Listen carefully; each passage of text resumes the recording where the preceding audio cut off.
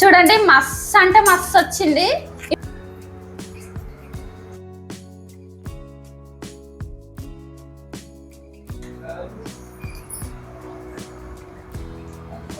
Hello hello మిమ్మల్ని ఈ రోజు హెల్దీగా గ్రీన్ కలర్ లో చాలా టేస్టీగా ఉంటే గోధుమ రవ్వ పాలకూర ఉప్మా చేస్తున్నా. బ్రేక్ఫాస్ట్ కి పర్ఫెక్ట్. వీడియో స్కిప్ చేయకుండా మొత్తం చూడండి. అట్లనే మీరు మన ఛానల్ కి ఫస్ట్ టైం వస్తే సబ్స్క్రైబ్ చేసుకోండి. నేను ఏ వీడియో అప్లోడ్ చేసినా మీ వరకు వచ్చేస్తుంది. ఇంకా లేట్ చేయకుండా వీడియో స్టార్ట్ చేసేద్దాం. ఫస్ట్ అయితే మనం వెజిటేబుల్స్ కట్ చేసుకోవాలి.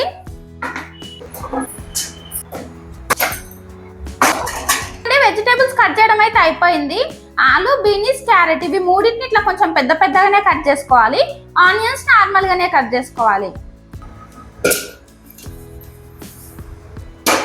2 స్పూన్ల ఆయిల్ వేయాలి. ఒక పావు కేజీ బొంబాయి రవ్వ తీసుకున్నా నేను. ఇప్పుడు ఈ రవ్వని ఫ్రై చేసుకోవాలి. ఇట్లా కొంచెం ఫ్రై చేస్తే మనకి ఉప్మా మంచిగా పొడి పొడిగా మంచిగా ఉంటుంది. నేను ఆయిల్ తోటి ఫ్రై చేసినా కదా, మీరు కావాలనుకుంటే నెయ్యితోటి ఇట్లా ఫ్రై చేసుకోవచ్చు, మీ ఇష్టం. కొంచెం ఫ్రై అయింది. ఇంత ఫ్రై అయితే సరిపోతుంది. ఇప్పుడు దీన్ని ఒక బౌల్లోకి తీసుకుందాం. స్టవ్ ఆఫ్ చేసేస్తున్నా. ఇప్పుడు దీన్ని పక్కన పెట్టేద్దాం. ఇప్పుడు ఇదే ప్యాన్ లో కొంచెం ఆయిల్ వేయాలి. మళ్ళా చూడండి, ఇప్పుడు కొంచెం ఎక్కువ వేయండి. ఆయిల్ వేడైన తర్వాత ఈ మసాలా వేయాలి. చూడండి, ఒక 3 లవంగాలు, ఒక ఇలాచి, కొంచెం దాల్చిన చెక్క, షాజీరా, బిర్యానీ ఆకు, ఈ మసాలాని వేయాలి. కొంచెం ఫ్రై కాగానే ఆనియన్స్ వేస్తున్నా. ఆనియన్స్ ఫ్రై చేసుకోవాలి ఫస్ట్. ఇప్పుడు ఇంట్లోనే కొంచెం కరివేపాకు,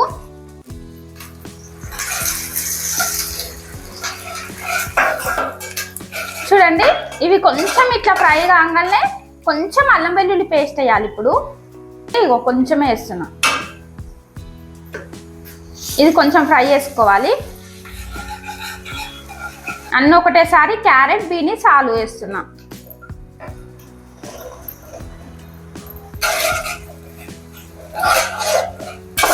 ఇప్పుడు దీంట్లో కొంచెం పసుపు వేస్తున్నా, కొంచెం సాల్ట్. ఇవి 2 వేసి మంచిగా కలపాలి ఒకసారి. చూడండి, ఇప్పుడు మూత పెట్టి ఒక 2 నిమిషాలు ఉడకనియాలి దీన్ని. ఒక పాలకూర కట్ట, ఒక 5-6 పచ్చిమిర్చి. ఇప్పుడు వీటిని మనం పేస్ట్ చేసుకోవాలి. వెజిటేబుల్స్ ఇట్లా మంచిగా సాఫ్ట్గా ఫ్రై అయిన తర్వాత మనం పాలకూర, పచ్చిమిర్చి పేస్ట్ వేయాలి. కొన్ని వాటర్ పోసి మెత్తగా పేస్ట్ చేసిన నేను.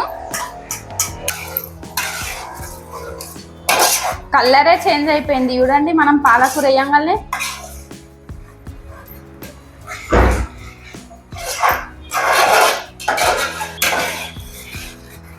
ఇప్పుడు ఇది మూత పెట్టి కొంచెం పచ్చి స్మెల్ పోయేంత వరకు ఉడకనియాలి. మూత పెడదాం. పాలకూర, పచ్చిమిర్చి పచ్చి స్మెల్ లేకుండా ఒక 2 మినిట్స్ ఫ్రై చేసుకోవాలి. ఆయిల్ ఇట్లా కొంచెం పైకి రావాలి. చూడండి, ఇదైతే మంచిగా ఫ్రై అయింది.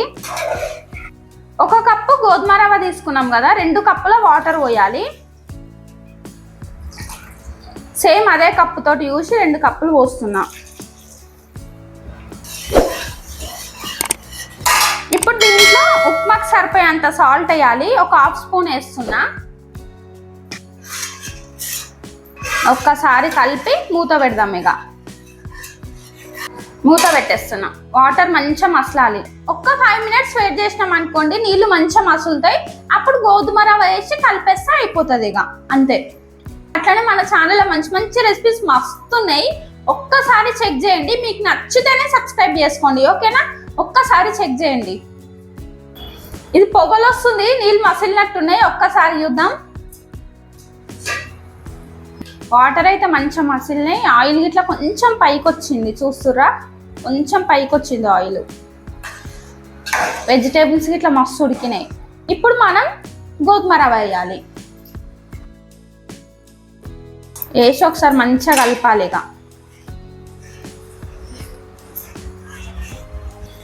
ఇప్పుడు తొందరగా మూత పెట్టేస్తూనే ఉండాలి. స్టవ్ని ఒక 5 మినిట్స్ మీడియంలో పెట్టినాం అనుకోండి, మన ఉప్మా అయితే రెడీ అయిపోతుంది. మన ఉప్మా రెడీ అయిందేమో చూద్దాం ఒక్కసారి. చూడండి, రెడీ అయిపోయింది. ఒక్కసారి కలుపుదాం. సూపర్గా వచ్చింది. చూడండి, ఈ ఉప్మాని మనం ఇట్లున్నప్పుడే స్టవ్ అయితే ఆఫ్ చేసేసేయాలి. ఇంకా కొంచెం ఉండనిచ్చినాం అనుకోండి మరీ గట్టిగా అయిపోతుంది.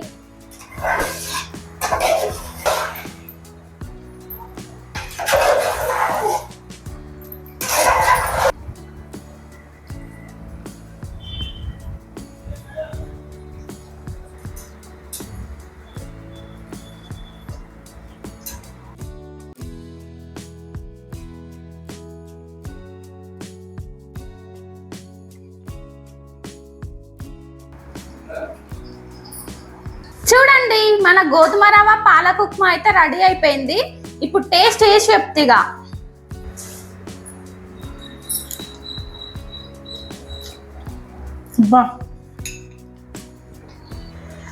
ఇంత మంచి టేస్ట్ వస్తుందని నేనే అనుకోలే, అసలు అంత బాగుంది.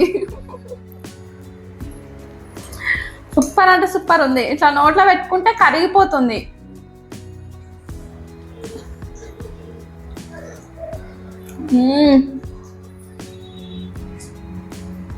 అదిరిపోయింది ఉప్మా. తింటుంటే కమ్మగా అనిపిస్తుంది. ఆ పాలకూర, ఈ వెజిటేబుల్స్ అన్ని బుక్కకి తింటుంటే సూపర్ ఉంది.